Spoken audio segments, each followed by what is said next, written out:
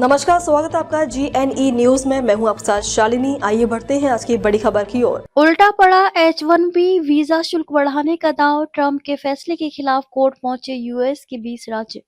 America के 20 राज्यों ने राष्ट्रपति डोनाल्ड ट्रंप के उस विवादास्पद फैसले को लेकर मुकदमा दायर किया है, जिसमें नए H-1B वीजा आवेदनों पर $1 लाख का भारी भरकम शुल्क लगाने का आदेश दिया गया था।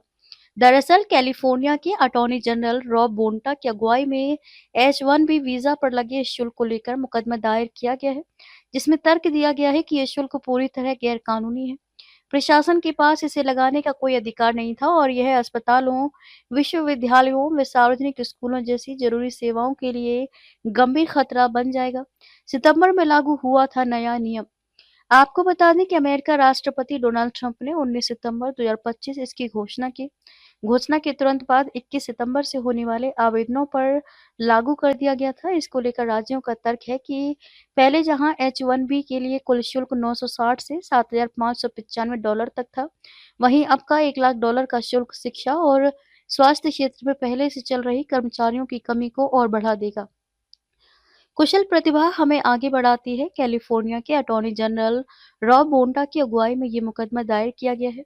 उन्होंने तर्क दिया कि दुनिया की चौथी सबसे बड़ी अर्थव्यवस्था के रूप में कैलिफोर्निया जानता है कि जब दुनिया भर से कुशल प्रतिभाएं हमारे कार्यबल में शामिल होती हैं, तो यह हमारे राज्य को आगे बढ़ाती है। लेकिन ट्रंप द्वारा निर्धारित अवैध $1 लाख का H-1B वीजा शुल्क कैलिफोर्निया के सार्वजनिक नियोक्ताओं और अन्य महत्वपूर्ण सेवा प्रदाताओं पर अनावश्यक और अवैध वित्तीय बोझ डालता है। इससे प्रमुख क्षेत्रों में कर्मचारियों की कमी और बढ़ जाती है। प्रशासनिक प्रक्रिया के पालन न करने का आरोप। राज्यों का तर्क है कि ट्रंप प्रशासन ने यह शुल्क लगाने के लिए ना तो कांग्रेस की मंजूरी ली और ना ही प्रशासनिक प्रक्रिया अधिनियम APA के तहत जरूरी नियम निर्माण प्रक्रिया का पालन किया। ऐतिहासिक रूप से H-1B शुल्क सिर्फ कार्यक्रम चलाने की लागत तक सीमित रहे हैं, न कि मनमाने राजस्व जुटाने का जरिया। खबरों में अब तक के लिए बस इतना ही। फिर होगी आपसे मुलाकात, तब तक के लिए नमस्कार और देखते रहिए GNE न्यूज।